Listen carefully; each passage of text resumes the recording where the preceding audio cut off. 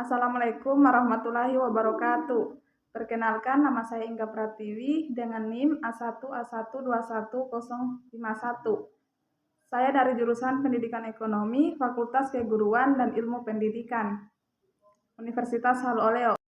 Di sini saya akan menjelaskan dampak bermain game online terhadap perkembangan anak. Era globalisasi dan perkembangan teknologi yang pesat telah membawa anak begitu akrab dengan salah satu dunia hiburan, yaitu game online. Game online adalah sebuah permainan yang memanfaatkan jaringan komputer atau internet yang memungkinkan pemainnya dapat terhubung secara bersamaan dalam dunia maya. Kesenangan akan sebuah kebutuhan dan game online dapat menimbulkan dampak yang besar bagi anak dan remaja dalam berbagai aspek seperti emosional, psikologis, dan kepribadian. Game online juga membawa dampak yang besar, terutama pada perkembangan anak maupun jiwa seseorang.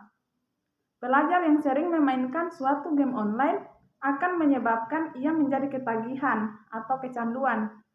Ketagihan memainkan game online akan berdampak buruk, terutama dari segi akademik dan sosialnya. Walaupun kita dapat bersosialisasi dalam game online dengan pemain lainnya, game online kerap membuat pemainnya melupakan kehidupan sosial dalam kehidupan sebenarnya. Adapun dampak positif dari game online yaitu yang pertama, melatih logika. Game bergenre strategi. Saat bermain, anak-anak harus menggunakan berbagai strategi untuk memenangkan game tersebut. Permainan bisa membantu melatih penggunaan logika, menganalisa, dan memecahkan masalah yang dihadapi. Yang kedua, pengenalan teknologi. Game online dan game konsol secara tak langsung akan mengajarkan anak untuk memahami teknologi informasi yang sedang berkembang sekarang ini. Yang ketiga, kemampuan membaca. Bagi anak yang belum lancar membaca, game konsol bisa jadi alat bantu yang tepat untuk membantu anak belajar membaca. Beberapa game ada yang bersifat edukasi dan bersifat membantu anak untuk belajar dengan cara yang lebih asik. Selain itu, saat bermain, anak juga diharuskan membaca setiap perintah yang diberikan oleh tokoh game dan narator game. Maka, secara tak langsung, anak bisa belajar membaca dan mengeja secara signifikan. Yang keempat, stimulasi otak. Para pemain bisa membuat permainan sendiri sesuai dengan yang diinginkannya. Hal ini akan membantu stimulasi otak dan proses berpikir untuk menciptakan skenario yang panjang dan rumit, berbagai bagian dari pengembangan kreativitas mereka. Adapun dampak negatif dari game online, yang pertama itu menimbulkan adiksi atau kecanduan. Sebagian besar game yang beredar saat ini memang didesain supaya menimbulkan kecanduan para pemainnya. Semakin seseorang kecanduan pada suatu game, maka pembuat game semakin diuntungkan karena peningkatan pembelian gold, toll, karakter, dan sejenisnya semakin meningkat. Tapi keuntungan produsen ini justru menghasilkan dampak yang buruk bagi kesehatan psikologi pemain game. Yang kedua, mendorong melakukan hal-hal negatif. Walaupun jumlahnya tidak banyak, tetapi cukup sering kita menemukan kasus pemain game online yang berusaha mencuri ID pemain lain dengan berbagai cara, kemudian mengambil uang di dalamnya atau melecuti perlengkapannya yang mahal-mahal. Kegiatan mencuri ID ini biasanya juga berlanjut pada pencurian akun lain seperti Facebook, email dengan menggunakan keylogger, software cracking, dan lain-lain.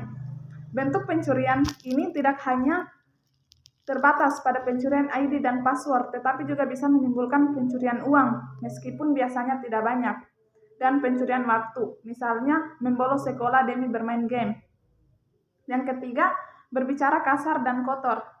Entah ini terjadi di seluruh dunia atau hanya di Indonesia, tetapi sejauh yang kita temui di warnet-warnet di berbagai kota, para pemain game online sering mengucapkan kata-kata kotor dan kasar saat bermain di warnet atau game center. Yang keempat itu, terbengkelainya kegiatan di dunia nyata. Keterikatan pada waktu penyelesaian tugas di game dan rasa asik memainkannya seringkali membuat berbagai kegiatan terbengkalai. Waktu beribadah, tugas sekolah, tugas kuliah, ataupun pekerjaan menjadi terbengkalai karena bermain game atau memikirkannya. Apalagi banyak permainan yang terus berjalan meskipun kita sudah offline. Yang kelima, perubahan pola makan dan istirahat. Perubahan pola istirahat dan pola makan sudah jamak terjadi pada gamers karena menurunnya kontrol diri. Waktu makan menjadi tidak teratur dan mereka sering tidur pagi demi mendapatkan happy hour atau internet murah pada malam sampai pagi hari. Yang keenam, mengganggu kesehatan. Duduk terus menerus di depan komputer selama berjam-jam jelas menimbulkan dampak negatif bagi tubuh. Adapun penyakit yang dapat ditimbulkan karena game online, yaitu yang pertama, eye strain adalah kelelahan mata yang terjadi karena penggunaan mata secara berlebihan melihat objek yang sama secara terus-menerus, misalnya layar komputer. Pada online gamers, selain melihat monitor terus-menerus, mata juga semakin jarang berkedip yang justru menambah kelelahan. Yang kedua, ambeien. Duduk dalam jangka waktu lama dapat mengganggu sirkulasi darah dan menekan pembuluh darah vena di sekitar anus, menimbulkan penonjolan pembuluh darah yang terasa panas dan sakit yang disebut ambeien atau wasir. Yang ketiga, carpal tunnel syndrome adalah penyakit yang disebabkan karena tekanan dan ketegangan pada saraf di pergelangan tangan yang berfungsi merasakan dan pergerakan untuk bagian tangan dan jari. Tekanan dan ketegangan ini dapat menyebabkan mati rasa, kesemutan, kelemahan, atau kerusakan otot pada tangan dan jari.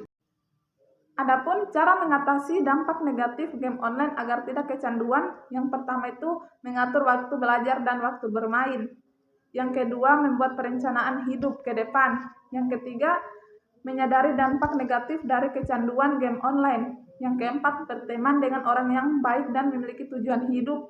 Yang kelima, banyak melakukan ibadah. Yang keenam, selalu berpikir positif dan menghindari malas-malasan. Baik, itulah penjelasan dari saya. Lebih dan kurangnya mohon dimaafkan. Sekian. Wabillahi taufiq wal hidayah. Wassalamualaikum warahmatullahi wabarakatuh.